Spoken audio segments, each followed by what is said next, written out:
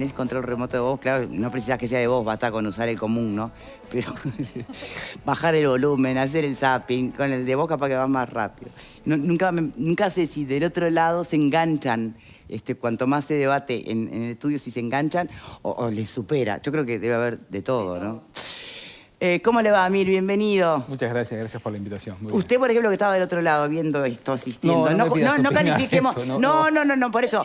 No califiquemos el contenido, sino el debate en sí mismo, la forma. ¿Usted se engancha cuando ve gente debatir o le da por decir no?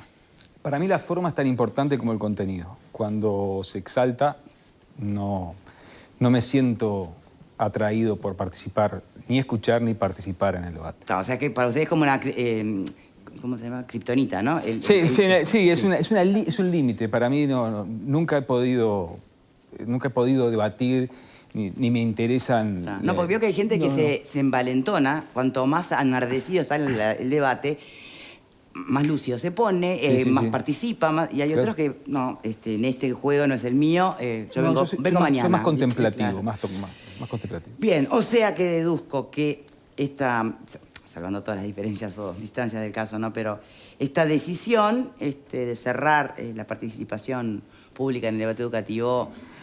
de DUI 21. De DUI 21, tiene que ver con... Es algo bien pensado, bien Sí, masticado. Es algo que manejamos en primera instancia cuando se dio el ciclo eleccionario, cuando se cerraron cuando asumió el nuevo gobierno. Dijimos, bueno, continuamos, no continuamos, ¿qué sentido tiene? Pensamos que tuvimos un muy buen comienzo porque convocamos a figuras de todos los partidos políticos, se convocaron, participamos actores de la educación, del trabajo, de la industria, de todos los lugares geográficos del país, de las distintas ideologías y los distintos partidos políticos. O sea, fue muy enriquecedor en realidad en su momento, ¿verdad? ¿Qué pasó después? ¿Pasó la pandemia? ¿O lo que pasó son otros criterios de la nueva administración? Lo que pasó fue que capaz que el sentido primigenio, que era generar ese espacio de educación, ese espacio de debate, cuando se dio la nueva administración, no se generó la capacidad de incidencia dentro de los espacios que se habían dado. Entonces, después, cuando se dio la pandemia, nosotros sacamos... Pero la pandemia fue enseguida, o sea, claro. ¿Por qué no se dio? ¿No se dio por la pandemia o porque de pique había un nuevo grupo de personas con filosofía distinta? Si en realidad había muchos pensadores dentro de DUI 21... Y personas con las cuales tenemos 20 años de relación y de contacto respetuoso en las diferencias. Entonces, lo que pasa es que la construcción de la nueva política educativa y la construcción de la polarización social que se está viviendo, lo que integramos el DUI 21 entendemos que tenemos poco para aportar desde ese espacio. Eso no significa que ninguno de nosotros se vaya para su casa. Somos todas personas, entre otras cosas por la edad jubilatoria, que tenemos mucho todavía para seguir en el camino. Pero lo que sí pensamos que ese espacio de DUI 21 perdió sentido hoy por hoy y anunciamos siempre decimos que hay dos tipos de cortes. Un punto y un hachazo. Esto es un punto. Se cerró acá y después seguiremos participando en lo que es nosotros en el debate educativo y en el debate público desde otros espacios. Bien, pero me sigue faltando contundencia en la respuesta, perdón, con todo respeto, ¿no? Usted menciona la grieta. No, yo no mencioné la grieta. Llamémosle como quiera. La polarización. Sí. Mencionó eso. Sí. Pero después no me queda muy claro, pues yo insisto, integrantes de DUI 21 formaron parte de esta coalición. Es decir, había una línea de pensamiento bastante coincidente. Que hoy DUI 21 entienda que no tiene cabida es porque de pronto la transformación educativa o la reforma educativa fue por otro camino, o porque en realidad la pandemia generó que haya que ir por un camino alternativo en vista de los presupuestos posibles. Porque es muy distinta la situación, si no, ¿no? Está bien. Nosotros no es una cuestión de opciones políticas, porque dentro del espacio de DUI sigue habiendo personas de distintos partidos políticos. No es un juicio político al partido ni al gobierno. Lo que sí, nosotros hicimos dos cosas que dan acotado nuestro tiempo, ¿no? Uno es que hemos señalado desde el comienzo que para generar transformaciones educativas se necesitan, entre otras cosas, recursos adecuados para eso. Bien, mientras Uruguay siga teniendo el índice de inversión de 3,5 como tiene actualmente del PIB en educación y no haya una perspectiva a largo plazo para ampliarlo, Victoria, va a ser muy complejo. Eso está clarísimo. Eso está, y lo segundo ¿Pero eso es voluntad política o es posibilidades? Y ahí sí entra la pandemia, Ucrania, ¿no? Por más que ahora haya otro escenario en el futuro. Pero yo pregunto, ¿no podemos como uruguayos ponernos de acuerdo? Quizá hoy, no voy a opinar, lo que se puede dar es esto. Pero no podemos ponernos como horizonte y generar espacios de blindar el aparato, el espacio educativo y de cuidado social para que progresivamente, entre otras cosas, la infancia reciba los recursos necesarios y el sistema educativo reciba los recursos necesarios en un acuerdo social a largo plazo. Si tú me permitís... Me gusta la palabra blindar porque tiene todo bien ilustrativa. No hay política educativa en ningún país que le haya ido bien, porque hay dos caminos. A los países en educación le ha ido bien relativamente por los caminos más autoritarios, el caso de Singapur, China, que son países que tienen una lógica autoritaria y entonces han hecho transformaciones y llevan adelante políticas educativas a sangre y fuego. Pero los países democráticos, como es el nuestro, similares a los países nórdicos, a España, a Finlandia, incluso a países latinoamericanos que han tenido bases importantes, ha sido con grandes acuerdos. A grandes acuerdos a 20 años, a 15 años, a 30 años, y donde incorpora también, por supuesto, la participación de distintos actores. Fundamentalmente, actores que están hoy por hoy, desde nuestro punto de vista, raleados de la participación en el proceso de transformación. Los docentes, las familias, los actores de la sociedad civil y los estudiantes. Entonces, Uruguay ¿cómo fue la palabra que quiso? Raleados, corridos. ¿Están raleados o simplemente no se oponen? No significa estar raleados. No, están raleados y en Uruguay hay una cultura, están corridos y se los ha corrido. En Uruguay hay una cultura de la no participación en la cosa pública y sobre todo en la educación que complejiza a largo plazo. Uruguay está siendo observado sistemáticamente por la Convención Internacional de Derechos del Niño, por la no inclusión de la voz de los niños y adolescentes en los proyectos educativos. Fue sancionado, fue mencionado durante los gobiernos anteriores y en este gobierno también. Entonces, Uruguay tiene, yo no quiero usar la palabra grieta, pero tiene problemas educativos estructurales y creo que parte de lo bueno de DOI 21 fue mostrar ese problema estructural, que nosotros somos muy autocomplacientes, tuvimos la mejor educación del mundo, tenemos la educación laica, gratuita. Sí. Pero llegó un momento donde dijimos, ojo.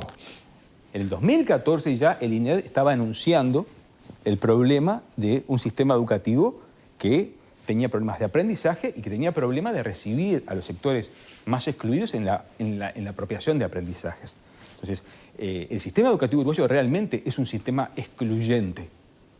Y es un sistema segmentado. Y eso no vemos que haya un acuerdo político, tanto por parte de la administración de gobierno pero uno escucha como de la hablar, oposición. Uno los escucha. Uno escucha el sistema político. Sí. Y no importa desde qué filosofía partan, desde qué ideología política partan, el acuerdo está en la importancia, hay acuerdo en la importancia de la educación, en lo aspiracional de un presupuesto mayor, ¿no? Sí. En eso pareciera que hay acuerdo. Sí, pero cuando vamos a... ¿Por qué no logramos construir una agenda, como en algún momento se planteó una agenda de estrategia de infancia y adolescencia a mediano y largo plazo? Bueno, el gobierno le va a decir que la tiene, que hay inversión en primera infancia, que todavía no se está ejecutando, ¿por qué no decimos, por ejemplo, está predispuesto? Que los grupos no pueden tener más de tantos niños? ¿Por qué no ponemos como país un acuerdo? Como hay un debate sobre seguridad social, ¿por qué no decimos, bueno, de acá a ver, hoy no podemos hacer escuelas de tiempo completo ni liceos para todos los niños? Exacto. Pero capaz que podemos hacerlo en 15 años. Capaz que priorizamos determinadas áreas. ¿Por qué no podemos un acuerdo decir que los aprendizajes que nuestros hijos necesitan, sí o sí, para poder insertarse en ese mundo que ustedes que sea un proceso de formación docente, de capacitación docente? ¿Por qué no hacemos un acuerdo que vamos a formar los docentes, asegurarles, por ejemplo, la continuidad en su trabajo, a formar la capacitación? No se trata de eso esta reforma, en parte. No hay justamente una nueva mirada sobre el contenido, la currícula, se está formando docentes para eso. Claro, va a ser un arranque enclenque. Ahí el segundo punto que mencionamos es que parte del problema de la actual transformación es cómo se está procesando esa transformación. Entre otras cosas, con una concepción de que se puede transformar la educación a través de la generación de documentos y que eso implica per se una transformación educativa. Es como decir... ¿Y no es andando que en definitiva se va a lograr? ¿No es andando que se logra la transformación? Es planificando, es estableciendo acuerdos, financiando a largo plazo, formando a los docentes a largo plazo, estableciendo calendarios de acuerdo y estableciendo instancias de negociación. Y en esto creo que tanto el gobierno, por eso nosotros mencionamos el sistema político, tanto el gobierno como la oposición está más enfrascado en una confrontación que en lograr 4 o 5 acuerdos, si ustedes me permiten, 4 o 5 acuerdos que son, para todos son más o menos, son claves. El continuar una educación laica, inclusiva, el centrarse en la infancia, en el desarrollo de competencias, en la profesionalización docente, nadie puede estar en contra de eso. Pero sin embargo las trancadas... Bueno, el tema de las competencias generó muchísima oposición, desde los estudiantes hasta los docentes. Usted dice que no, pero fue uno de los grandes temas del por qué no a la reforma. Sí, no, es parte de algún sector. Pero en Uruguay se están aplicando aprendizaje en competencias desde hace por lo menos 15 años. Es posible que el ruido haya enturbiado un poco o haya empañado la comprensión de hacia dónde vamos, qué se quiere. Sí, y ahí capaz que vale la autocrítica hacia DUI 21, que no fuimos capaces de seguir generando masa crítica en torno a esto. No nos dio la fuerza y capaz que no nos dio la inteligencia o la claridad. Entonces, capaz que por eso también es parte de este proceso de poner un punto y habilitar a otros actores y otros espacios. ¿Podría DUI 21 en un futuro, con esta transformación más en marcha, más aceitada, ya con una generación capaz de docentes un poco más formados en esta nueva manera de visualizar la educación, podría reingresar con aportes? DUI 21 se cierra ahora.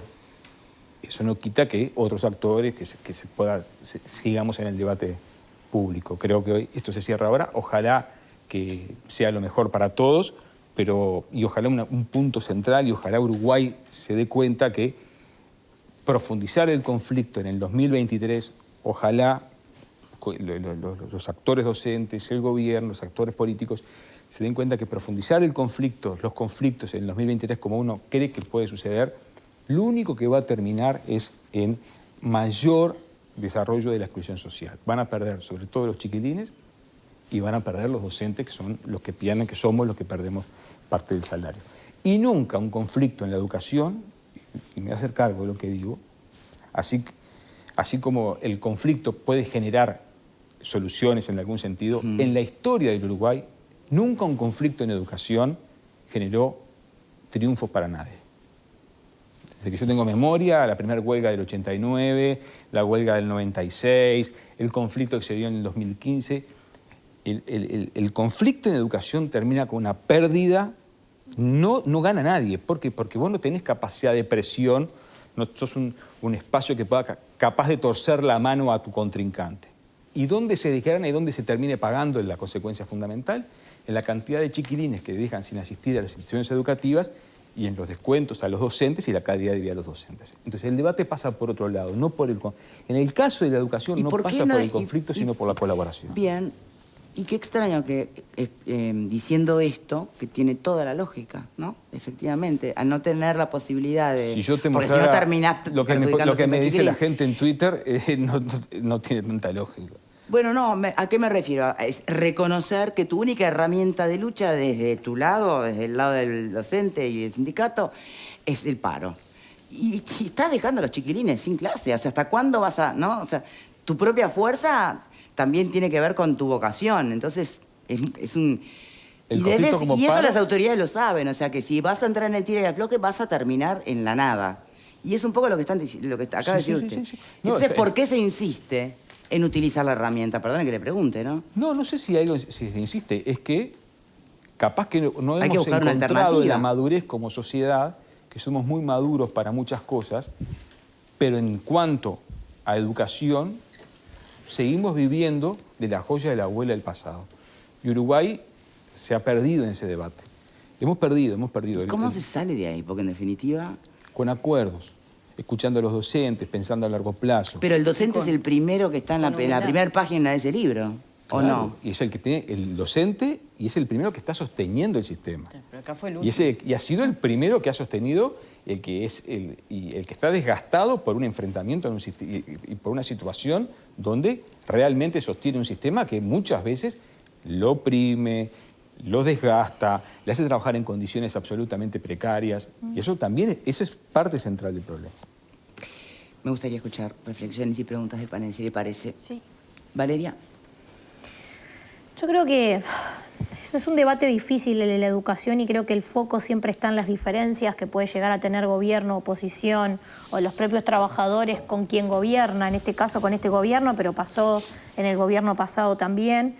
Y yo realmente espero, más allá de que no confío demasiado en esta reforma de la educación, creo que lo he dicho muchas veces, veo mucho titular, pero la realidad es que no veo un contenido que haga cambios profundos en el ADN de la educación, digamos, ¿no? Que se ha dicho eso muchas veces, pero la realidad es que, o sea, escuchás desde varios lugares la falta de participación. Yo defiendo mucho a los docentes, se los ha castigado muchísimo a los docentes por distintas actitudes que pueden tener personas o colectivos, pero los que llevan realmente adelante todos los días con todas las carencias que tiene el sistema son los docentes. Se inauguran documentos. Ayer yo escuchaba a Robert Silva que decía, vengo de firmar la resolución, y es como un orgullo de haber firmado la resolución, como que la resolución por sí pudiera cambiar algo. O sea, lo que dice la resolución, sin docentes comprometidos, formados, que fueron parte del proceso de cambio, yo por lo menos considero que no vamos a llegar absolutamente a nada. Yo sé que ustedes han sido muy cuestionados también durante su existencia, digamos. Sí.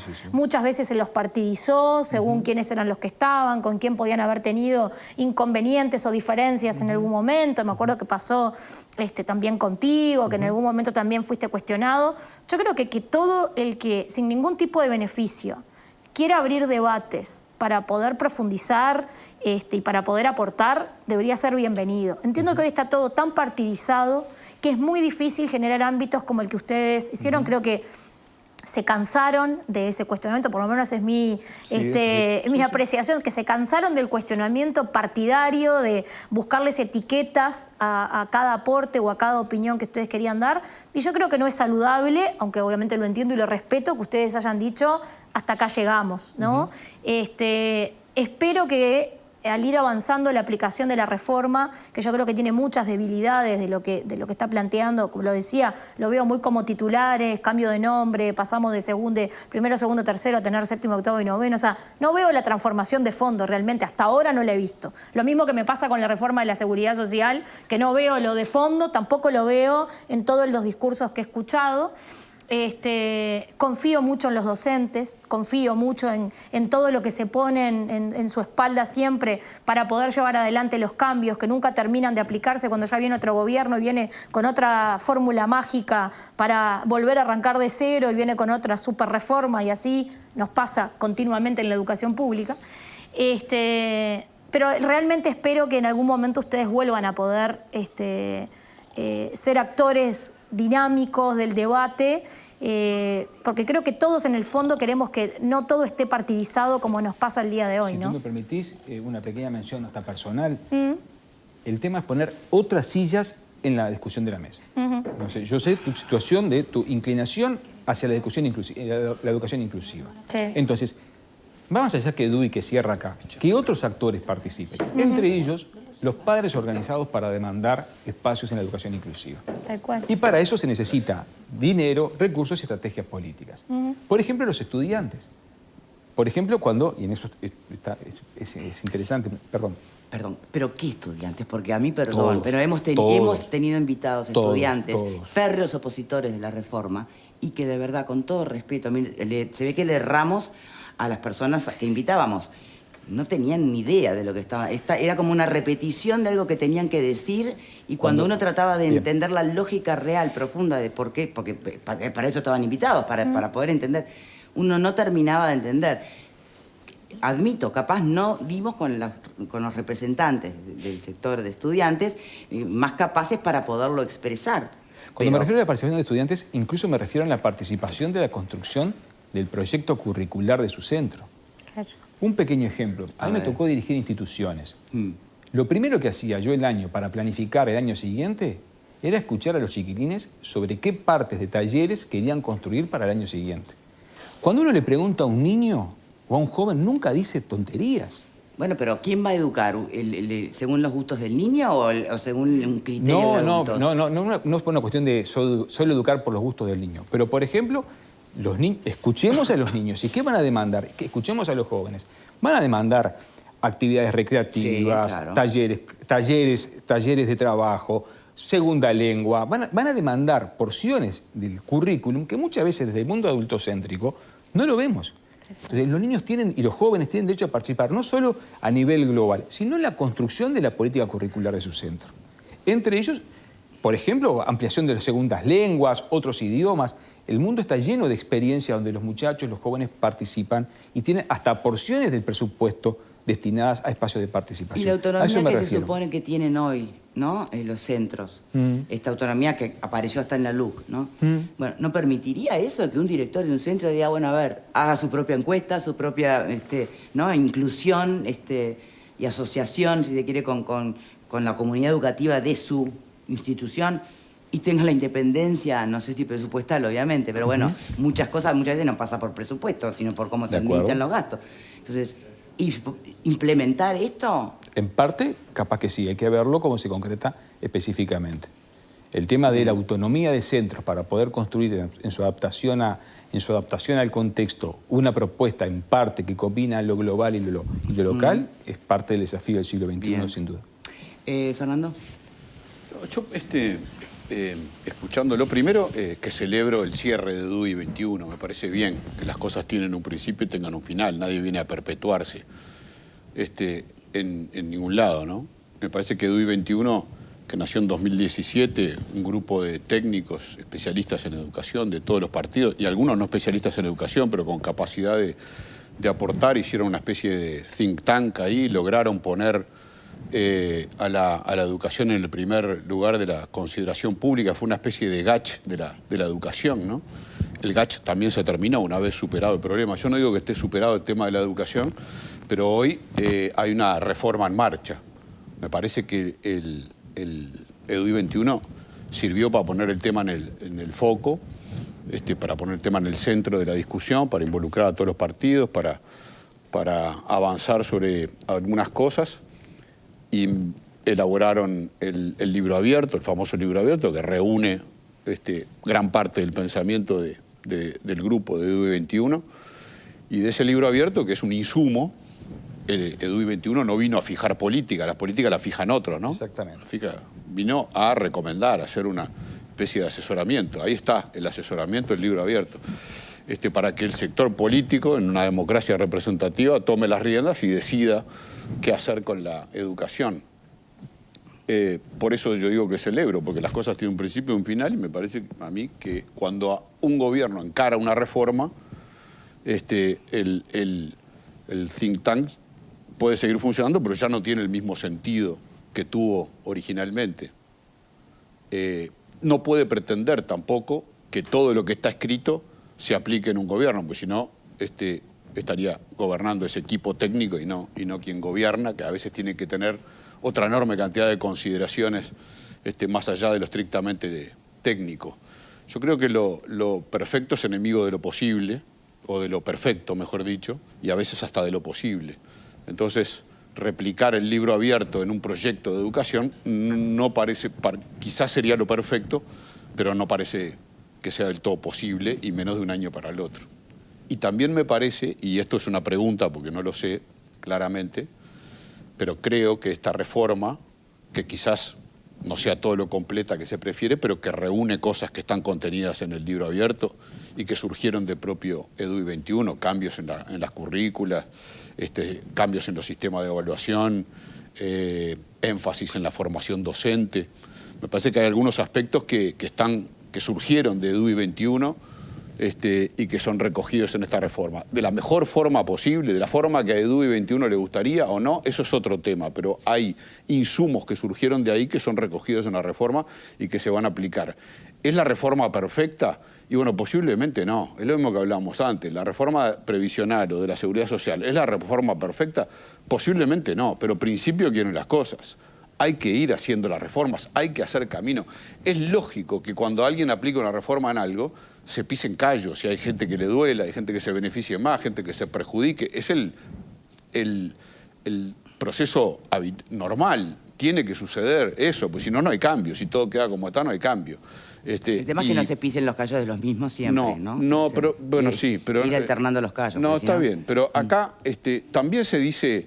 ¿Cuál era la pregunta? Porque no, la pregunta es esa si incluye cosas de la formación, pero también se dice que no hay participación de los docentes. Sin embargo, hay gran parte de los docentes que están participando de los cursos de formación, hay gran parte de los docentes que fueron incluidos. Una cosa es sin participación de los sindicatos docentes y otra cosa es sin los docentes. A veces se tiende a creer que los sindicatos son los únicos que tienen la representatividad docente y no es así. Los docentes individualmente, muchos de ellos tienen su propia representatividad y participan por fuera del sindicato de estas situaciones. Entonces, yo quería decir algunas cosas de estas y lo que quiero preguntar es si efectivamente dentro de esta reforma, que está claro que no es la reforma perfecta que Mir prefiere, que le gustaría, también es cierto... ¿Pero qué tanto puede haber...? También es cierto que hay muchos integrantes del EDUI 21 que están en el gobierno elaborando esta propia reforma. Pero ¿cuánto hay del libro abierto y de las propuestas de EDUI 21 aplicándose en la reforma de hoy? Mir. En esta. Bien. Hay algunos puntos que son parte del proceso. Me parece que el marco curricular nacional, por ejemplo, cuando establece las 10 competencias, cuando establece, es un excelente documento. Creo que ahí hay unas líneas interesantes de continuidad en ese punto. No se ha avanzado en el tema de los centros, la autonomía de los centros educativos, no se ha avanzado en la construcción de las carreras docentes. El tema de, Fernando, el tema de la profesionalización de las carreras docentes, no hay perspectivas, no hay claras perspectivas de profesionalización. Hay realmente dificultades en los centros educativos y directamente en escuelas, liceos, escuelas técnicas, para llevar adelante los procesos de transformación con docentes que se enteran de un día para otro de los supuestos programas que van a tener que llevar el año que viene. Y eso es cuando nosotros hablamos de esa política, la política del cambio, la gestión del cambio. Ahí es donde se dan las principales diferencias con la administración. Yo estoy de acuerdo, lo mejor es el enemigo de lo bueno, dicen las abuelas, y eso es parte. Pero ahí es donde vemos un obstáculo importante. Y no es la reforma que quiera EDUI. Si no hacemos todo, entonces no hacemos nada. No, pero vamos a lograr vamos a tirar algunos acuerdos. Entonces, cuando tenés, por ejemplo, las ATDs, todas las ATDs, todas, pero tú mencionaste los sindicatos, que es un tema aparte también. Por supuesto, los sindicatos tienen una legitimidad, y los sindicatos de la educación tienen una legitimidad ganada para negociar determinados procesos. Pero ninguna ATD, que son las asambleas técnico-docentes, que originalmente estaban consultadas, claro. Sí, claro, sí. Han avalado los procesos y los documentos oficiales. Se fueron todas, de hecho, ¿no? Son luces amarillas grandes para el proceso. Entonces, yo comparto contigo que lo mejor es enemigo de lo bueno, pero a veces el proceso, con 2 años de pandemia y el no lograr acuerdos con el horizonte central y centrado en 2025, impide en procesos como educación, que tienen que ser largos, desarrollar procesos exitosos. Y por eso EDUI dice, bueno, en este contexto nosotros hicimos el aporte que pudimos y como compartiendo lo que vos decís, hasta acá llegamos y veremos cómo se continúa, deseando lo mejor, ¿no? Hay una expresión que dijo así como que al pasar, pero que me parece que es clave, la gestión del cambio, porque esto no es la observancia del cambio, es cómo gestionás ese cambio. Exactamente. Pero, bueno, ayer hablábamos del tema del diálogo sobre seguridad y yo traía a colación esto de EDUI 21. Yo creo que siento por estas horas mucha desazón, ¿no? Porque me parece que hay un ámbito que es el ámbito técnico que no se está entendiendo con el ámbito político. Lo veíamos, bueno, Marta ha protagonizado lo del GACH carcelario. Hay un uso y yo creo que hasta una manipulación. El GACH no se terminó porque se tenía que terminar. El GACH se terminó cuando le dijo cosas al gobierno que el gobierno no quería escuchar. Y entonces muchas veces me parece que está pasando con el ámbito técnico eso. En el caso de ustedes no fueron convocados, sino fueron una suerte de autoconvocados, pero todos los candidatos se sacaron fotos con ustedes y en campaña electoral todo el mundo estaba muy abrazado. Bueno, pero que muchos de los integrantes del gobierno integraban el DUI 21, o sea, eran parte de... Pero resulta que después cuando tuvieron el poder de decidir, te está diciendo el invitado que los cambios medulares que proponía el DUI 21 no están reflejados en esa reforma. Entonces yo creo que hay allí, primero como gran conclusión, un problema que estamos teniendo. Convocamos a los técnicos o usamos la palabra de los técnicos cuando los necesitamos y cuando nos dicen lo que no queremos escuchar, porque eso implica que estamos en el camino equivocado, implica que tal vez hay que poner más recursos e implica la humildad. La humildad de a veces entender que el que está gobernando no siempre lo sabe todo. Y yo creo que ahí, en líneas generales, tengo la palabra sería desazón con lo que está sucediendo en estas últimas horas, con esos ámbitos que son distintos, pero que tienen como denominador común eso. Los técnicos, bueno, quedan solos, se disuelven, se van, renuncian, porque los políticos no lo escuchan. Eso por un lado. Y por el otro, creo que el trabajo de DUI 21 fue anterior a la pandemia. Y si hay algo que a mí me quedó del diagnóstico que ustedes hacían, era aquella necesidad de invertir un poco los roles y entender que en los contextos vulnerables era donde más había que invertir desde el punto de vista no solamente económico, sino de recursos humanos. ¿Cómo invertir aquella lógica de que los mejores docentes terminaban yendo a los barrios o a los contextos que tal vez no los necesitaban tanto y que, bueno, terminaban en los contextos vulnerables aquellos que no tenían, no hablemos de la capacidad, pero por lo menos no la experiencia para tratar determinadas problemáticas? ¿Qué hay en esta reforma, en lo que se conoce de esta reforma, para acortar esas brechas que ya eran grandes antes de la pandemia y que uno presume que son más grandes ahora? Un buen ejemplo son los centros María Spínola, que son un buen modelo. Parte de las discusiones que Uruguay ya están saldadas, por eso yo en lo personal rechazo cuando se habla que esta administración quiere privatizar la educación. Eso no está puesto arriba de la mesa. O sea, Uruguay ya, las transformaciones educativas no van por el lado de la privatización de ningún partido lo propone. Saquemos ese tema del medio. Bien. El punto es que de los centros María Spínola, que es una buena experiencia... ¿Cuántos se pueden replicar? ¿Y cuántos puedo? Y ahí es donde decimos, bueno, ¿cuánto vamos a destinar? Y si me permitís complementar lo que tú decís, no solamente a los sectores más excluidos, sino a los sectores trabajadores que quizás no sean los más excluidos, pero para los cuales una educación de calidad le va a significar estar dentro de la economía y el mundo del siglo XXI o mirarla afuera. Claro. Siempre vamos a los lugares, a las márgenes, al lugar de mayor tensión.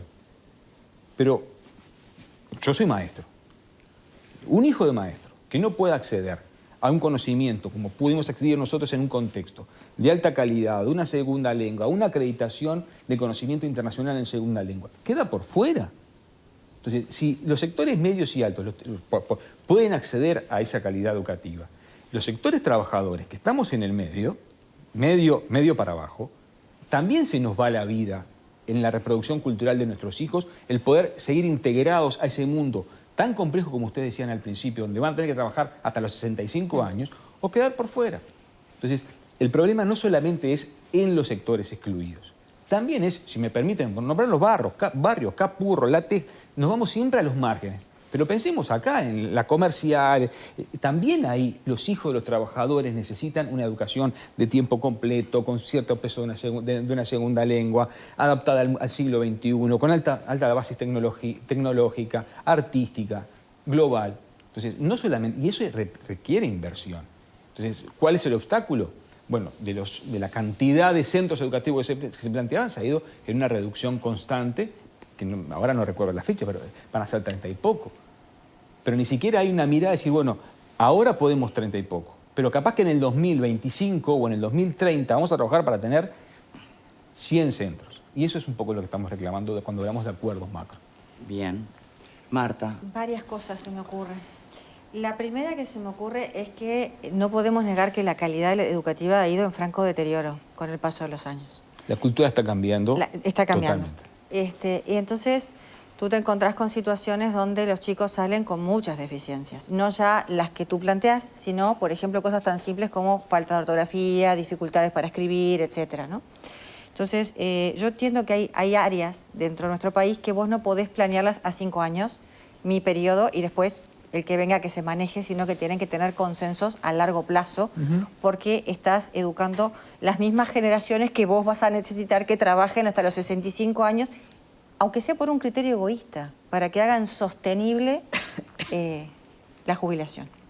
En ese marco, la duda que a mí me queda es, en la reforma, que acá estuvo la señora Aristimuño explicándola, a mí hay cosas que me quedaron dudas, ¿no? Entonces, estos cambios de que ya no es sexto, que pasan a ser otros años y que hacen educación por competencias y yo qué sé qué, ¿eso apunta realmente o contempla lo que ustedes aspiraban en cuanto a mejorar la calidad educativa o es un cambio de nombre pero en sustancia no va a dar el rédito que ustedes aconsejan, que son los que saben? Mira, voy a hablar desde el punto de vista personal porque eso como colectivo no tenemos. Del análisis de los documentos, sí, en lo personal visualizo una diferencia. El marco curricular nacional aprobado en el principio es un excelente documento. Si vos me decís, Juan Pedro, ¿vos querés que tu hija sea formada en este proceso? No lo dudo. No lo dudo. Bajo martillo. El problema es cuando ese marco documental entró a la procesadora del sistema educativo.